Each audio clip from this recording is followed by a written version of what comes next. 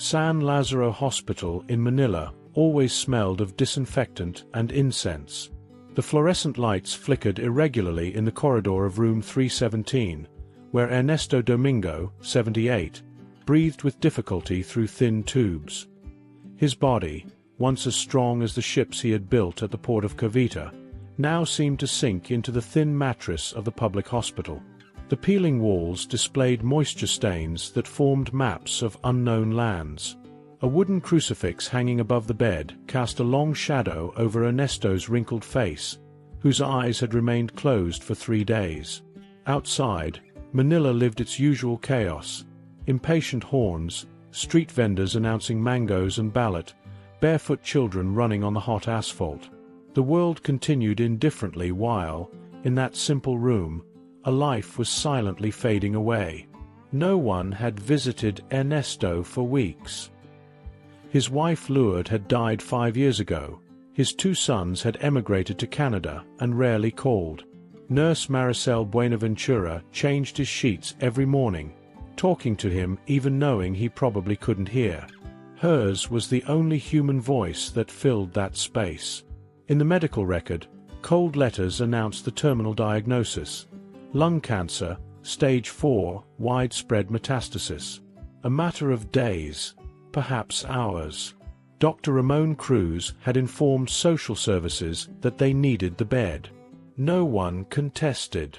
No one protested. Ernesto Domingo was dying alone, like so many others. Ernesto had not always been invisible. At the Cavite docks, his nickname was Maestro, for the skill with which he welded the most complex structures of ships. His hands, now fragile and yellowed, had created beauty in steel and iron for 4 decades. The faded photo on the bedside table showed a robust man, smiling next to a woman with gentle eyes and 2 small boys.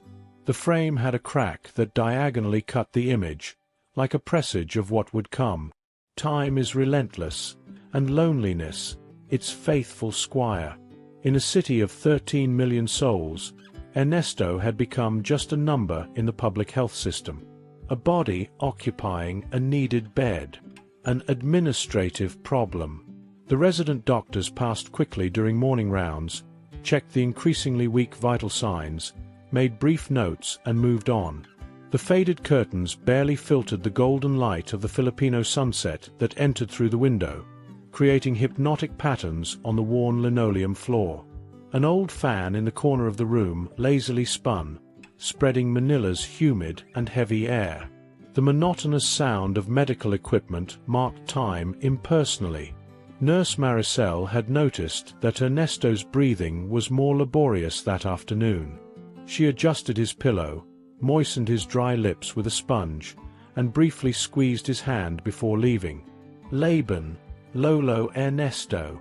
Fight, Grandpa Ernesto," she whispered, leaving behind a man the world had forgotten, but who would soon be remembered in an extraordinary way. That Wednesday, Cardinal Luis Antonio Tagle was visiting San Lazaro Hospital to bless a new pediatric wing. Dressed in his simple cassock and red zucchetto, he walked through the corridors accompanied by the hospital director and photographers documenting the event. His gentle smile and attentive eyes contrasted with the formality of the occasion. The entourage passed quickly through the corridor of room 317. Cardinal Tagle slowed his pace, almost imperceptibly. Something caught his attention, perhaps the silence of that particular room, or the absence of flowers or cards. Perhaps it was just instinct, or something deeper that men of faith call divine inspiration. Maricel was changing the 4 when she noticed the Cardinal's figure standing at the door. She froze, syringe still in hand, as the religious man made a gentle gesture with his head, asking permission to enter. The entourage hesitated, confused by the unscheduled stop in the carefully planned itinerary. The hospital director, Dr. Fernandez, nervously cleared his throat, checking his watch. The inauguration of the pediatric wing was scheduled to begin in 15 minutes, with coverage from the national press. Hundreds of people were waiting, including politicians and important donors. There was no time for detours. But Cardinal Tagle had already entered the room, as if pulled by an invisible force. He approached silently the bed where Ernesto lay motionless, observing the wrinkled face of the unknown man. Without saying a word, the religious man took a simple plastic chair and sat beside the bed, under the astonished gaze of the nurse and the assistants who were gathering at the door. Cardinal Tagle observed the heart monitor, the oxygen tubes, the marks of time on Ernesto's face. With almost reverential delicacy, he extended his hand and touched the dry fingers of the dying man. There were no words, only silence. A silence that seemed more sacred than any sermon delivered in cathedrals. Ernesto's face, impassive for days, seemed to subtly relax. Perhaps it was just the imagination of those present, but something had changed in the atmosphere of that simple room. Time seemed to have slowed down. The fluorescent lights no longer seemed so harsh. The noise from the corridor had become muffled, as if the outside world respected that moment. Maricel felt silent tears running down her cheeks. She had cared for hundreds of terminal patients, had seen many lonely deaths, but had never witnessed something so deeply intimate and, at the same time, universal. The distance between a prince of the church and a retired welder disappeared in that simple gesture of holding a hand. At the door, one of the cardinal's assistants discreetly took out his cell phone and began photographing the scene. Not out of sensationalism, but because he instinctively recognized the sacredness of that moment. The light of the Filipino sunset entered through the window, creating a golden halo around the two figures, the religious man in scarlet clothes and the elderly man with yellowed skin. Cardinal Tagle closed his eyes and slightly bowed his head. His lips moved in a silent prayer, while his hand continued firmly holding Ernesto's. The heart monitor showed irregular beats, but strangely, the dying man's face looked peaceful, almost serene, as if in that final moment he was no longer alone. Dr. Fernandez consulted his watch again, visibly nervous. The official entourage exchanged confused glances. The protocol had been broken, the schedule compromised. Journalists began to gather in the corridor, intrigued by the delay and the buzz. Something unplanned was happening. The young assistant who had photographed the scene, Miguel Santos, felt an inexplicable impulse. In seconds, he selected the most touching image, Cardinal Tagle with his head bowed, holding Ernesto's wrinkled hand, with golden light bathing both, and shared it on his personal Instagram account with a simple caption, "This is the true face of compassion." Cardinal Tagle interrupts official agenda to accompany an unknown man in his final moments. #Faith in action. In the corridor, nurses, doctors, and patients who could walk began to gather. No one spoke loudly, but everyone wanted to witness that extraordinary scene in its simplicity. A middle-aged Filipino cleaner made the sign of the cross. A resident doctor took off his glasses to clean the lens blurred by contained tears. Time continued to pass. 15 minutes became half an hour.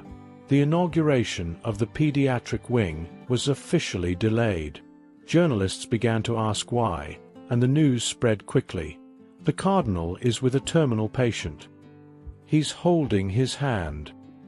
He doesn't want to leave until the end. Maricel noticed a subtle change in the monitors. Ernesto's breathing was becoming increasingly shallow, the intervals between breaths longer. As an experienced nurse, she recognized the signs. The moment was near.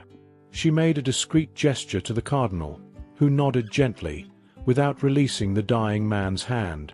Miguel Santos' cell phone began to vibrate incessantly.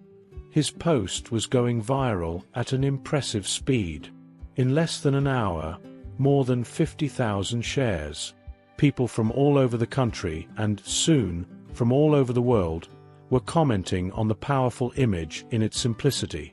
"This is the Christianity I believe in," someone wrote. "Finally, a religious leader who practices what he preaches," commented another. In room 317, time seemed suspended.